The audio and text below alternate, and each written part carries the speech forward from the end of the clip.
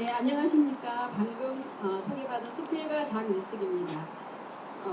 허옥희 작가의 책 엄마의 이별 방정식 북토크에 참여하기 위해 이 자리에 와주신 모든 분을 환영합니다. 반갑습니다. 오늘의 북토크는 허옥희 작가의 첫 수필집 엄마의 이별 방정식이 한국문화예술위원회 문학나눔도서에 선정된 것을 기념하기 위해 마련되었습니다. 저는 허옥희 작가의 멘토로서 오늘 사회를 맡게 되었습니다. 먼저 우리가 어떻게 만났는지에 대해서 말씀드리겠습니다. 지난해 5월 저는 한 통의 메일을 받았습니다. 누군가 저에게 글쓰기 멘토를 원한다는 내용이었는데 처음에는 스팸인 줄 알고 대수롭지 않게 생각했습니다. 그러다가 다시 전화를 받게 되었고 남북 하나재단이라는 곳을 알게 되었습니다. 허옥희 작가님과 처음 통화했던 날이 생각납니다. 탈북민이 어떻게 저를 알게 되었는지 놀랍기도 했고 어떤 사람인지 몹시 궁금했죠. 허옥희 작가는 제 책 고추반 연가를 읽었는데 무척 감동했다며 저를 꼭 만나고 싶었노라 했습니다. 탈북민에게 제 글이 읽혔다는 사실도 신기했고 그때 작가로서 뿌듯함을 느꼈습니다. 저는 흔쾌히 멘토를 수락했고 책이 출간될 때까지 작품에 관해서 또 삶에 관해서 또 문학에 관해 많은 이야기를 나눴습니다. 허옥희 작가는 무슨 이야기든 진지하게 받아들였고 밤을 새워 글을 고치곤 했습니다. 작가님은 바쁜 일상 속에서도 수없이 퇴고하는 노력을 보여주었어요. 그 열정을 보며 정말 좋은 책을 만들어야겠다는 결의를 다지게 되었고요. 저의 작은 노력이 누군가에게 큰 힘이 될 수도 있다는 것에 보람을 느낀 시간이기도 했습니다. 책이 세상에 나왔을 때는 마치 제 책처럼 설렜고 사람들에게 많이 읽히기를 바랐습니다. 그 소망이 이루어져 엄마의 이별 방정식이 한국예술위원회 문학나눔에 선정되었다는 걸 알게 되었을 때는 가슴이 벅찼습니다. 문학나눔에 선정된다는 건 쉬운 일이 아니거든요. 네로라는 작가들과 어깨를 나란히 하며 어마어마한 경쟁력을 뚫어야 하기 때문이죠. 그러니 기쁠 수밖에 없었습니다. 이런 큰 성과를 이룰 수 있었던 것은 허옥희 작가님만이 가진 진정성과 엄마라는 이름에 대한 책임 그리고 삶에 대한 끝없는 의지가 사람들에게 감동을 주었기 때문이라고 생각합니다. 그렇다면 작가님은 어떻게 이런 진솔한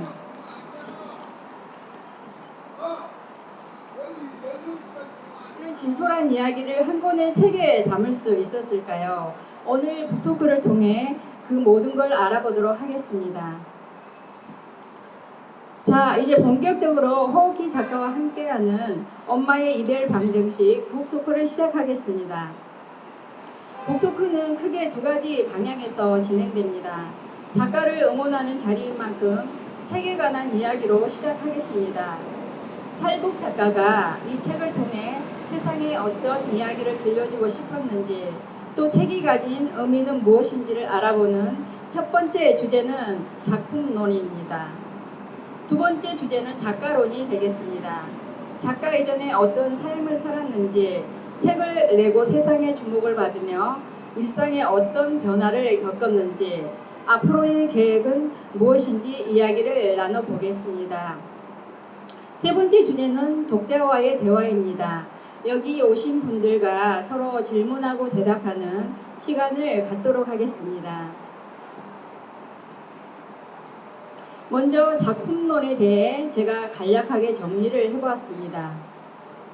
저는 문학평론가는 아니기에 이론적으로 접근하지 않고 감상문 정도로 작품과 작가 그리고 수필의 효용 등에 대해 말씀드리겠습니다. 두 가지 주제를 잡아보았는데요. 하나는 생존에 관한 것이고 하나는 모성에 관한 이야기입니다. 엄마의 이별 방정식에서 가장 주체가 되는 게 살아남아야 한다는 것과 엄마의 책임을 말하고 있기 때문입니다. 생존은 인간에게 있어서 절대적인 거라고 할 수 있죠. 사람은 생존의 위협을 받게 되면 초자연적인 힘을 발휘하게 됩니다. 어쩌면 이는 존재의 성숙을 의미하기도 하죠. 절박함 속에서 생기는 용기 같은 것이라고 할까요? 인식이 변하고 자아가 이를 의식함으로써 현재의 삶을 바꿔보고자 하는 욕망은 생존을 위한 기본 욕구라고 할 수 있습니다. 존재의 성숙은 자아와 세계를 의식하는 것부터 변화가 시작됩니다. 작가는 나만의 사정을 알지 못했을 때 너머의 세상을 꿈꾸지 않았습니다. 이는 작가가 아직 틀 안에 갇혀 있었다는 이야기지요. 존재는 틀을 깨야만 새로운 세상으로 나아갈 수 있고 또 다른 현상과 대적할 수 있습니다. 그러므로 단단하게 고정된 틀을 깬다는 건 거듭난다는 의미입니다. 작가를 가둔 세상은 본인의 의사와 상관없이 태어날 때부터 존재했던 것입니다. 겪지 않고 보지 않고 배우지 않으면 알 수 없듯이 작가도 오랫동안 자유의 세상을 몰랐습니다. 그러다가 극심한 굶주림에 처하게 되면서 나만의 사정을 여러 전파를 통해 알게 되었습니다. 작가의 마음에 파동이 일어나기 시작한 시기죠.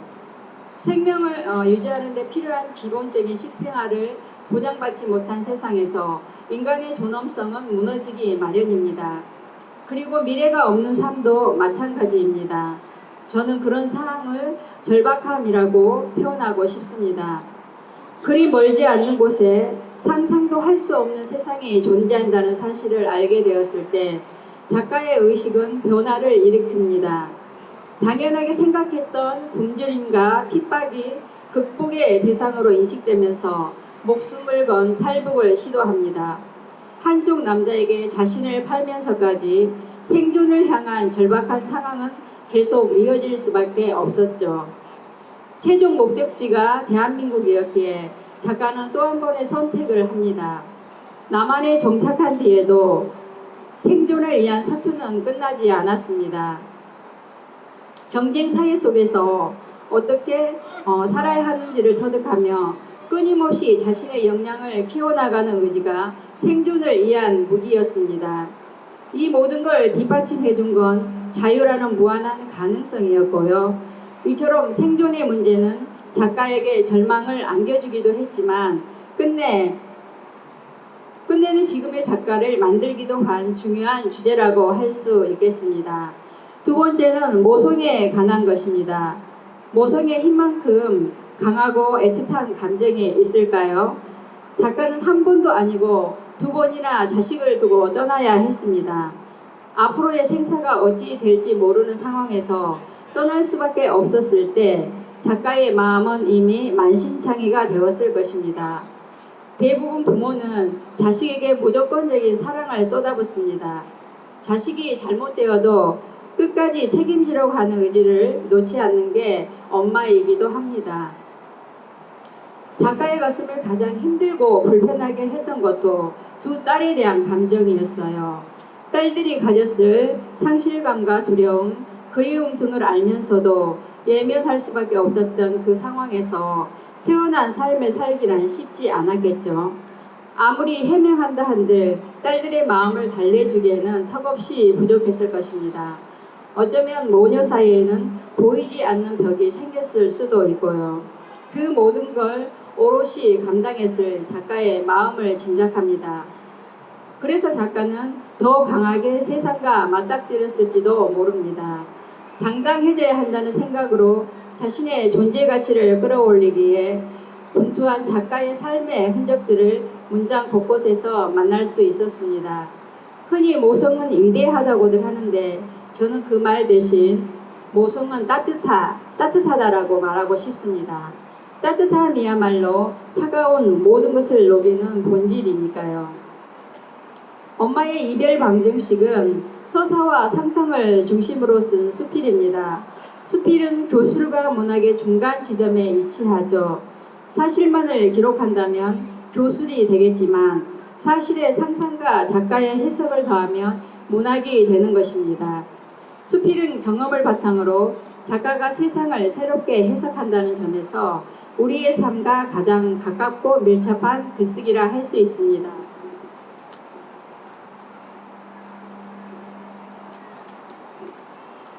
미래학자 스틴 데이비스는 예술 세계에서 상상력은 강력한 힘이다라고 말했습니다. 상상한다는 건 인간의 특권이며 어떤 제약도 받지 않습니다. 그러므로 상상은 진실에 가까운 딱딱한 글에 감성의 옷을 입히고 감동이라는 소통의 길을 만들어주는 것이죠. 호우키 작가는 이야기를 잘 풀어내는 능력이 있습니다. 거기에 상상을 더하고 사유를 통해 독자들의 마음을 사로잡습니다. 화려하게 꾸미거나 가장하지 않으므로 오히려 작품 하나하나에 진정성이 느껴지는 것도 장점이라고 하겠습니다. 수필은 독자의 마음을 울리는 감동이 있어야 하고 삶을 아우르는 설득력이 있어야 합니다. 더불어 누군가의 절망을 희망으로 바꿔줄 수 있다면 더없이 좋은 작품이라 하겠습니다. 추상과 관념으로 허상을 심는 게 아니라 삶이 이렇다라는 걸 명징하게 보여주고 있어 많은 이들에게 용기를 심어주기에도 충분한 책입니다. 엄마의 이별 방정식이 전하는 메시지는 오늘도 열심히 살아야 하는 이유를 말한다고 할 수 있습니다. 한 사람의 삶이 주는 의미가 꽤 묵직한 책을 만날 수 있어서 좋았습니다. 이상으로 작품론을 마치겠습니다. 감사합니다.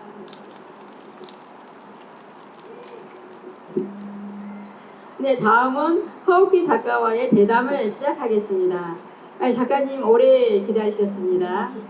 하고 싶은 말씀이 많을 줄 압니다. 먼저 소개 부탁드리겠습니다. 안녕하세요. 허옥희입니다. 저는 2009년 5월에 하나원을 나와서 대한민국에 정착했습니다. 처음에는 간호학원을 졸업하고 병원과 요양원에서 간호조무사로 일했습니다. 점차 적응하는 과정에 전문가의 어떤 이런 자격증을 소유하고 싶다 이런 생각이 들었고요. 그래서 서울기독대학교에서 사회복지학을 전공하게 되었습니다. 이 사회복지사 자격을 받은 후에는 내가 배운 분야에서 전문가가 되고 싶다 이런 목표가 생겼고요. 그래서 석사과정과 박사과정을 마치게 되었습니다. 저는 2015년부터 방문요양센터를 운영하고 있고요. 또 한편으로는 글을 쓰는 것이 제 오랜 소망이었습니다. 그래서 남북 하나재단이 간행물인 동포사랑이라는 잡지가 있는데요. 거기 잡지의 기자로도 활동하고 있습니다. 네.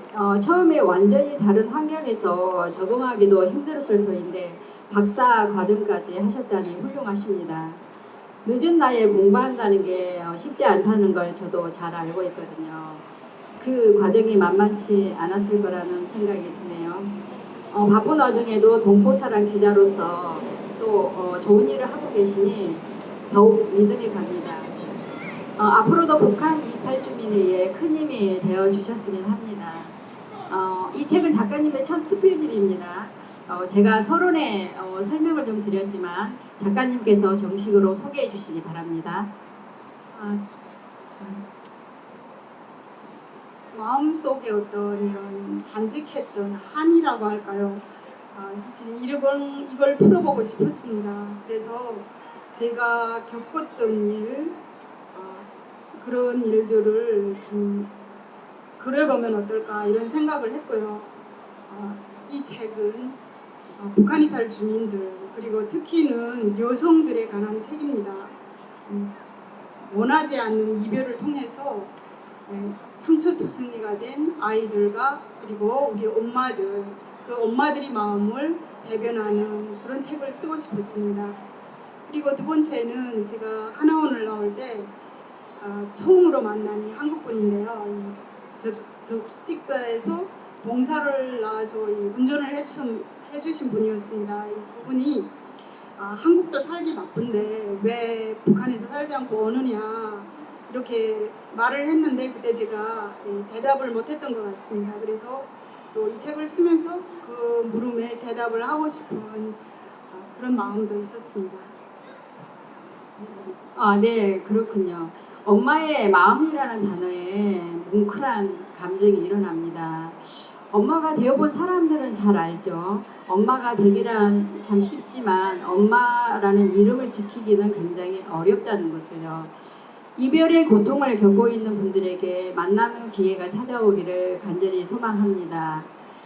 작가님의 말씀처럼 가족을 지켜야 하는 생존의 문제 앞에서 어떤 선택인들 못하겠습니까? 그게 엄마의 마음인 거죠. 충분히 이해합니다. 책이 한국문화예술위원회 문학나눔 도서로 선정되었을 때 어떤 마음이 드셨습니까? 저는 사실 진짜 생각도 못했고 또 제 생애 정말 처음으로 쓴 글이 이렇게 큰 상을 받을 줄도 몰랐습니다. 그래서 먼저 장미숙 작가님께서 저에게 전화로 이 소식을 알려주셨을 때 너무 얼떨떨했고 그 다음에 문학나눔이 도대체 어떤 사업이냐 이런 걸 찾아봤습니다. 이 기회를 빌어서 이 책이 세상에 나오도록 수고해 주신 출판사 대표님, 교정해 주신 담당자분, 그리고 장미숙 작가님께도 감사를 드리고 싶습니다. 그리고 또 한 가지는 제가 이 책을 쓸 수 있었던 것은 통일부와 남북 하나재단 그리고 통합문화센터에서 공동으로 도서 지원 사업을 출판 지원 사업을 진행했기 때문입니다. 이런 좋은 사업을 기획해 주신 통일부와 남북하나재단 그리고 통합문화센터에도 꼭 이 기회를 빌어서 감사를 드리고 싶습니다. 예, 맞습니다. 제가 먼저 그 선정 소식을 알았거든요. 왜냐하면 저는 문화예술위원회 홈페이지를 자주 들여다봅니다. 예술인들에게는 굉장히 좋은 정보가 많은 곳이거든요. 작가님의 책이 선정된 걸 보고 얼마나 좋았던지 종일 웃음이 입에서 떠나지 않았습니다. 그때의 감동이 되살아나네요. 앞에서 잠깐 언급했지만 문학나눔에 선정된다는 건 굉장히 어려운 일입니다. 대한민국에서 잘 나가는 네로라는 작가들과 경쟁해야 하는데 신지인 작가로서 대단한 거죠. 이거는 가문의 영광이라고 생각하셔도 좋을 것 같습니다. 어쨌든 이 모든 건 내용이 좋았고 그만큼 많은 이들에게 읽혔으면 하는 바람이 이루어진 것이니 가장 수고하신 분은 작가님이시고요. 그렇다면 여러분께서 궁금해하시는 책의 내용을 좀 들어보고 싶지 않으신가요? 그래서 책 속에 과연 어떤 내용이 들어있을지 한 페이지를 발췌해서 낭독하는 시간을 갖겠습니다. 낭독은 조미영 MC님께서 해주시겠습니다.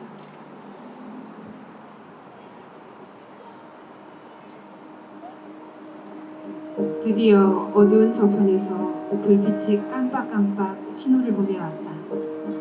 어떻게 강을 건넜는지 기억나지 않는다. 약속된 일이지만 두려움과 불안을 떨칠 순 없었다. 물살에 밀려 신발 한 짝이 벗겨졌다. 강을 건너기 몇 시간 전에 우리를 감춰준 아주머니와 신발을 바꿔 신었다. 고마움을 그렇게라도 표시하고 싶었다. 강만 건너면 엄마가 기다리니 신발 같은 건 문제도 아니었다. 물살에 떠밀리며 강둑에 도착하자 오히려 불편해서 한 짝마저 버렸다. 옷은 미리 준비되어 있었지만 공교롭게도 신발만 없었다. 그래서 맨발로 산을 넘어야 했다. 가시가 찌르고 돌에 부딪혀 피가 났지만 아픈 줄 몰랐다.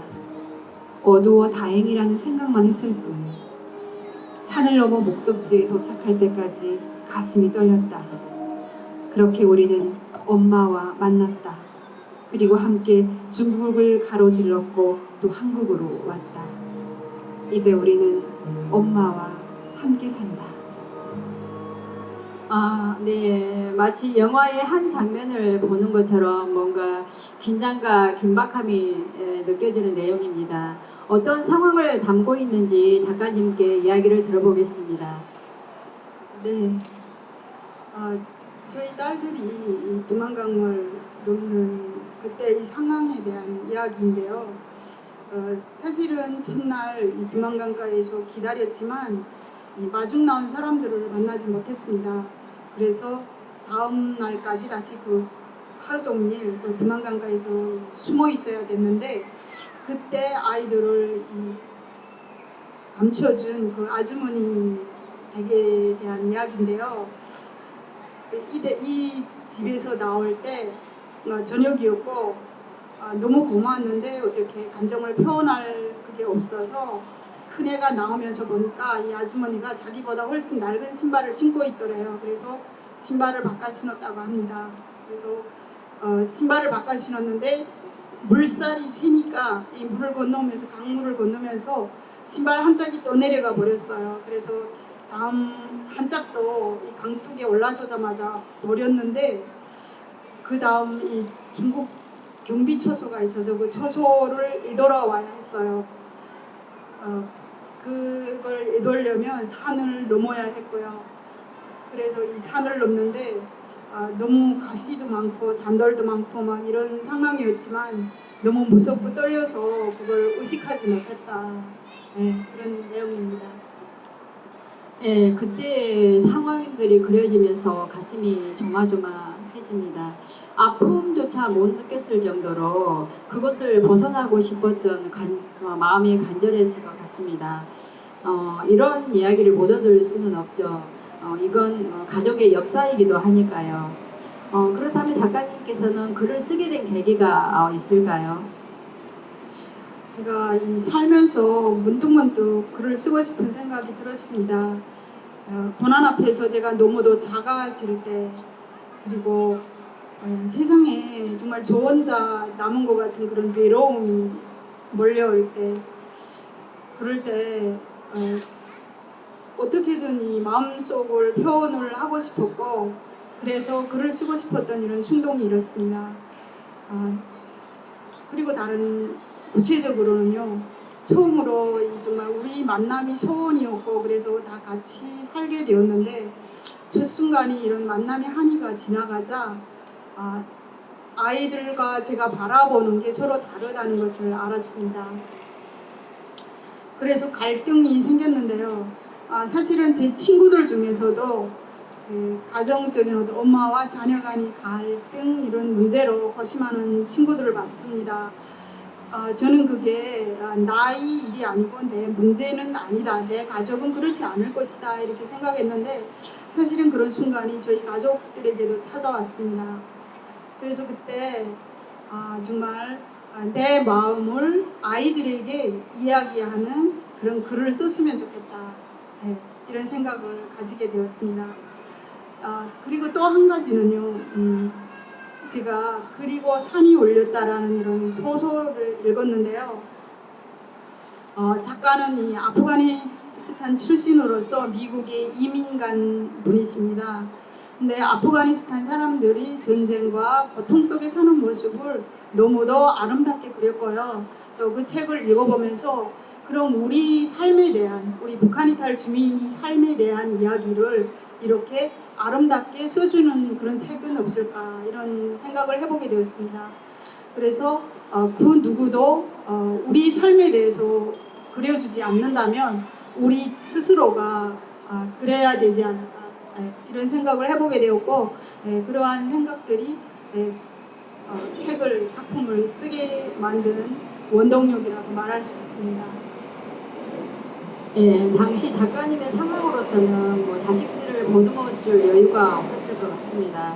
그렇다고 다 자라지 못한 자식들이 또 모든 것을 이해하기도 쉽지 않았을 것 같고요. 그럴 때는 말보다 글로 표현하는 게 훨씬 효과적이죠. 글이 주는 감정의 깊이가 결국은 사랑을 잉태할 수도 있거든요. 그리고 북한 이탈 주민들의 삶과 환경을 아름답게 그려보고 싶었다는 말씀에 동감합니다. 저였어도 그러지 않았을까 싶거든요. 이번 작품을 쓰면서 겪은 특별한 에피소드나 일화가 있다면 소개 좀 해주시죠. 사실은 제 혼자 힘으로는 정말 제 직업에 근무를 하면서 글을 쓴다는 게 좀 힘들었습니다. 그런데 마침 이렇게 도서 출판을 지원해주는 이런 사업이 있다는 걸 알게 되었고 거기에 힘을 받아서 글을 쓰려고 마음먹었습니다. 또 한 가지는 제가 그 글을 좋아하다 보니까 블로그에서 가끔씩 좋은 글을 이렇게 모아두곤 했는데요. 거추밭 연가라는 블로그를 보게 되었습니다. 근데 그 블로그에서 너무 좋은 글이 많아서 그 글들을 따서 모으다 보니까 장미숙이라는 작가가 쓴 작품이구나. 그러면 이 작품이 사실은 정말로 저희 마음속에서 나온 것 같은 그런 글들이 많았습니다. 깊이가 있고 평범한 삶에 대해서 아름답게 그리고 그 글들을 보면서 저도 이런 글을 쓰고 싶다.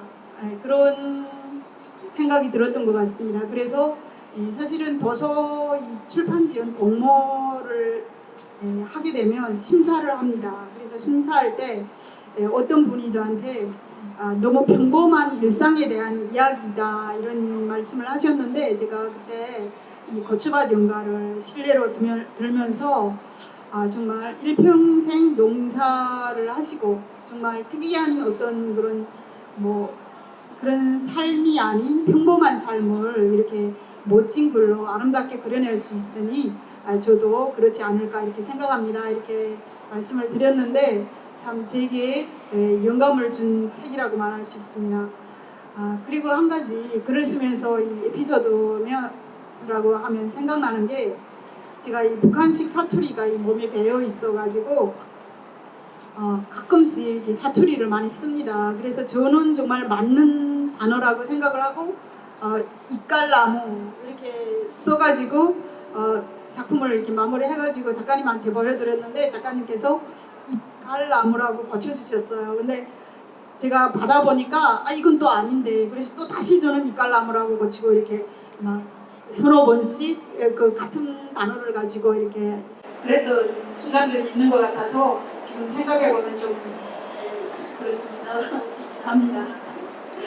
네, 그게 저희들의 그 인연의 시작이었습니다. 사실 부족한 제 글을 또 작가님께서 홍보해 주시고 저의 블로그까지 또 말씀을 해 주시니까, 혹시 지금 글쓰기에 관심이 있는 분들이 계시다면 제가 문학 블로그를 운영하고 있습니다. 네이버에 고추밭 연가 한번 검색해 보시죠. 그러시면은 글을 어떻게 하면 잘 쓸 수 있는지에 대해서도 알 수 있습니다. 예, 제가 이 시간을 이용해서 저의 자랑을 한 것 같습니다. 죄송하고요. 이제 그 문학 블로그를 오랫동안 이렇게 운영하다 보니까 재미있는 일들을 만나곤 합니다. 작가들의 작품을 소개할 때는 글을 쓴 작가들을 상상하게 되는데요. 글과 작품과의 연관성이 늘 따라오더라고요. 실제 몇몇 분을 만나기도 했는데 글과 작품이 일치하는 경우를 보곤 합니다. 그래서 글이란 그 사람을 대변해 주는 게 아닌가 그렇게 생각하고요. 또 다른 분들도 저를 처음에 보면 글과 굉장히 비슷하다 이런 말씀들을 많이 하십니다. 저는 팍팍한 삶과 그 소외된 이웃들에 관한 이야기를 많이 쓰고 있습니다. 그래서 그런 평범한 일상이 많은 이들에게 공감을 불러오게 된 것 같습니다. 아무튼 좋은 인연을 만들어준 저의 블로그에도 감사를 드리고 싶네요. 그럼 다시 한번 작가님의 작품을 한편 감상하시겠습니다. 오늘 우리 반 친구가 집 옆 공장의 높은 굴뚝에서 떨어졌다. 너무 높아서 구름 위에 있는 굴뚝이다. 떨어지자마자 죽었다. 그 애의 엄마도 중국에 갔다. 너무 보고 싶어 굴뚝에 올라갔다고 한다. 혹시 높은 데서 보면 엄마가 있는 것이 보일지도 모른다 생각했던 모양이다. 그 애의 슬픈 눈이 생각난다. 내 눈도 그 애와 같을까?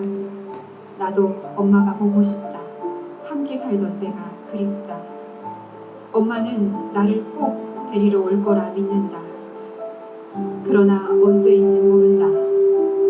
다시 만나면 왜 그랬는지 몇 번이고 묻고 싶다. 어느 날 엄마에게서 연락이 왔다. 우리는 두만강 근처에서 온종일 숨어 기다렸다. 이제 엄마를 만난다는 생각에 아무것도 근심하지 않았다. 언니는 두려움 때문인지 얼굴색마저 죽어있다. 나는 무섭지 않다. 일이 잘못되어 잡혀가더라도 엄마가 너무 보고 싶어 강변에 나왔다고 하면 된다. 그냥 울고 그 말만 할 거다. 너무 가슴이 뛰어 다른 것은 생각할 수조차 없다. 네, 잘 들었습니다. 지금 여기 계신 분들의 가슴 속에 어떤 이미지가 그려질 겁니다. 그리고 안타까움도 함께 할 거라고 생각합니다. 아마도 작가님의 작은 딸 이야기 같은데 그때의 상황을 작가님께 들어보겠습니다. 제가 아이들을 다시 만났을 때 작은 애가 이야기를 하면서 눈물을 진짜 글썽글썽하면서 소리내서 울지도 못하고 그러는데 너무 가슴이 미어지는 듯이 아팠고 그때 제가 정말 이 아이들에게 내가 왜 떠났는지를 설명을 해야 된다 이런 생각이 들었던 것 같습니다. 아이들도 저도 만남이 우리의 함께 사는 것이 가족이 다시 결합하는 것이 일생의 어떤 소원이었기 때문에 오늘이 있는 것 같습니다. 예, 듣고 보니 가슴이 뭉클합니다. 어린애의 입장에서 얼마나 두려웠을까요? 이건 어른들이 만들어낸 비극이죠. 맑고 순수하게 자라야 할 아이들의 삶을 빼앗아버린 게 누구의 잘못인지 생각하게 하는 글입니다. 작은 딸이 그 시간을 잘 이기고 지나왔다는 사실이 경이롭습니다. 작가님께 다음 질문 드리겠습니다. 최근 관심 있게 바라보고 있는 주제나 이슈 같은 게 있을까요? 아무래도 제가 북한 출신이다 보니까 어떤 북한의 현황이나 통일에 대한 이슈 그리고 북한에 살 주민이 사회통합 이런 분야에 관심이 있습니다. 네, 그렇군요. 태어난 곳이 다르다고 해서 다른 삶을 살아야 한다는 모순이 안타깝습니다. 통일이 빨리 되어서 작가님의 소망이 이루어지길 바랍니다. 그렇다면 엄마의 이별 방정식을 통해서 독자들에게 전해주고 싶은 그런 메시지가 있을까요? 저는 이 책을 통해서 먼저 북한에 살 주민들 그리고 여성들 그들이 마음속에 한 줌의 온기가 깃들기를 바랍니다. 그리고 또 아울러 저희 상처 많은 아이들이 나의 엄마를 돌아보고 나의 부모를 생각해주는 그런 기회가 되었으면 하는 바람이 있습니다.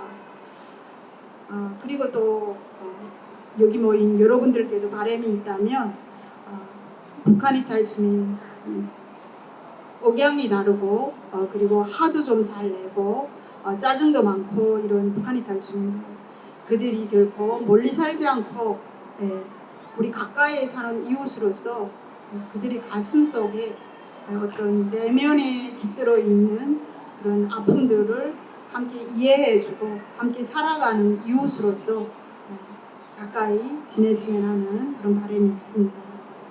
네, 좋은 말씀입니다. 저도 사실 작가님을 만나기 전에는 북한 이탈 주민에 대해서 약간의 선입관을 갖고 있었습니다.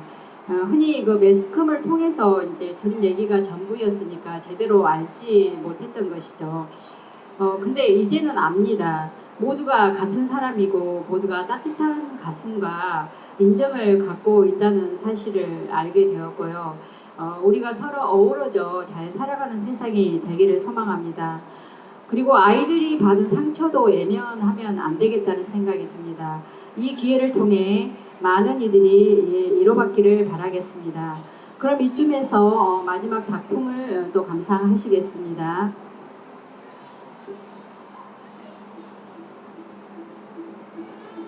강변에는 세월에 씻기고 비바람에 달아져 둥글둥글해진 크고 작은 돌들이 무수하다.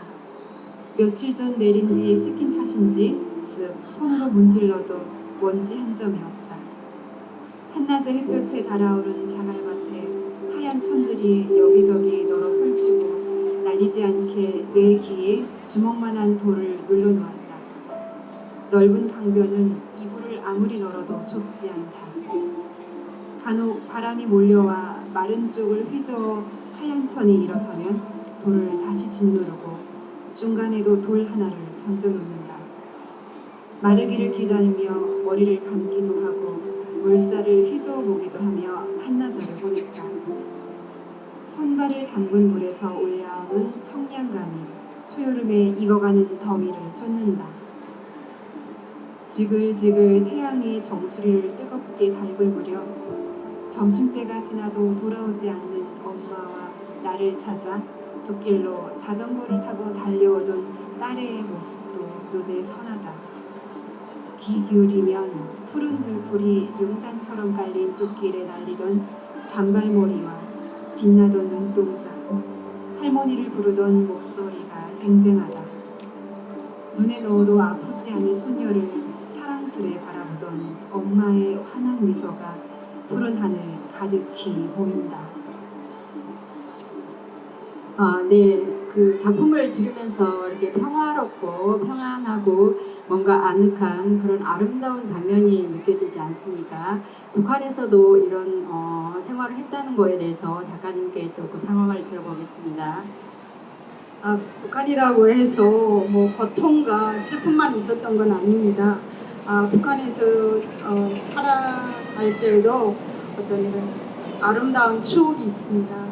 나를 아껴주던 엄마와 아빠 그리고 또 친척들 그런 모습들이 모여서 고향에 대한 추억을 만들어내지 않나 생각합니다. 작가님이 너무 짧게 말씀을 하셔가지고 좀 길게 해주셨으면 좋겠는데, 네, 그렇습니다. 어느 세상이나 빛과 어둠은 있기 마련이죠. 좋은 풍경이 있는가 하면 또 다른 풍경이 존재하는 게 삶이기도 합니다. 저도 어린 시절을 시골에서 보냈기 때문에 빨래터 분위기나 뭐 또 이불 호청이 바람에 나부끼는 그런 평화로운 풍경이 눈에 선합니다. 엄마와 함께 했던 시간은 누구에게나 소중하죠. 그리고 그리움으로 남아있고요. 작가님도 많이 그리울 거라고 생각합니다. 그리고 또 얼마나 가보고 싶겠습니까? 부디 그런 날이 오기를 간절히 바라면서 마지막 질문을 드리겠습니다. 추후 계획하시고 있는 작품이 또 있을까요? 사실은 제가 정말로 사랑하고 해보고 싶은 것이 글을 쓰는 일입니다. 그래서 먹고 사는 이 직업에 몰두하지만 앞으로도 우리 북한 이탈 주민들 또 북한 사람들 그들을 그리는 어떤 작품을 쓰고 싶습니다. 북한 이탈 주민들 평범한 사람들의 삶을 정말 문학으로서 그려냄으로써 여기 계신 분들에게 아름다운 이런 삶에 대한 어떤 그런 이야기를 들려드리고 싶습니다.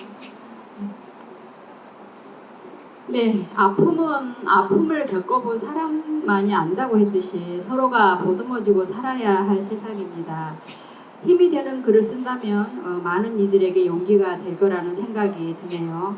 작가님 긴 시간 동안 답변해 주시라고 수고 많으셨습니다. 네, 북토크 엄마의 이별 방정식 호기 작가님과 제가 준비한 시간을 마무리하고자 합니다. 세상이 발전하고 살기 좋아졌다고들 하지만 정이 고갈되고 메말가는 사회 속에서 오히려 힘들어하는 많은 이들을 봅니다.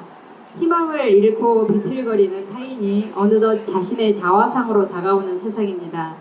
소외된 듯 자괴감에 빠져있거나 방향을 잡지 못해 방황할 때 책 한 권이 권하는 희망의 메시지는 새로운 길을 알려줄지도 모릅니다.